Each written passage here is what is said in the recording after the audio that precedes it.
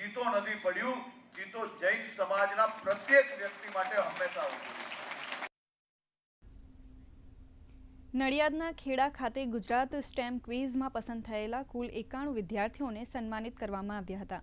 Gujarat council on science and technology વિભાગ દ્વારા આયોજિત રાજ્યના ધોરણ 9 થી 12માં ભણતા વિદ્યાર્થીઓ માટે રાષ્ટ્રીય કક્ષાએ ગુજરાત સ્ટેમ ક્વિઝનું આયોજન કરવામાં આવ્યું હતું, જેમાં ખેડા જિલ્લામાંથી કુલ 41,786 જેટલા વિદ્યાર્થીઓએ રજીસ્ટ્રેશન કરાવ્યું હતું, જેમાંથી 103 વિદ્યાર્થીઓએ ઝોનલ કક્ષાએ ભાગ લીધો હતો અને 40 વિદ્યાર્થીઓ ગ્રાન્ડ ફિનાલેમાં પસંદ થયા હતા. વિજેતા વિદ્યાર્થીઓને 10 tablet, 10 Google AI voice kit, 10 3D printer, 30 telescope, 13 drone kit અને 18 રોબોટિક્સ કીટ એમ કુલ 91 જેવા ઇનામ આપી સન્માનિત કરવામાં આવ્યા હતા. કાર્યક્રમમાં જિલ્લા કલેક્ટર અમિત પ્રકાશ યાદવ, જિલ્લા શિક્ષણ અધિકારી કલ્પેશભાઈ H. રાવલ, ડોક્ટર કલામ જિલ્લા લોક વિજ્ઞાન કેન્દ્રના ચેરમેન કેશુભાઈ વાણિયા સહિતના મહાનુભાવો ઉપસ્થિત રહ્યા હતા.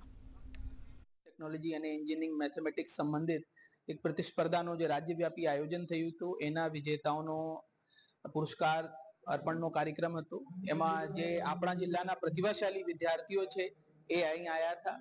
આપને એના જોડે સંવાદનો મોકો મળ્યો અને કમ્યુનિકેશન થયા અને મારા તરફથી પણ એને જે પ્રેરણા આપવામાં આવી અને એમના જે પ્રતિભાવ હતા એ પણ સાંભળવામાં આવ્યા.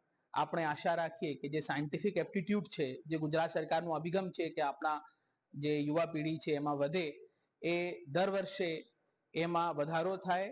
જે સ્ટેમ ક્વિઝ 3.0 નું આયોજન કરવામાં આવ્યું હતું, તેમાંથી ખેડા જિલ્લામાંથી પસંદગી પામેલ 91 વિદ્યાર્થીઓ માટે ઇનામ વિતરણ કાર્યક્રમનું આયોજન કરવામાં આવ્યું હતું.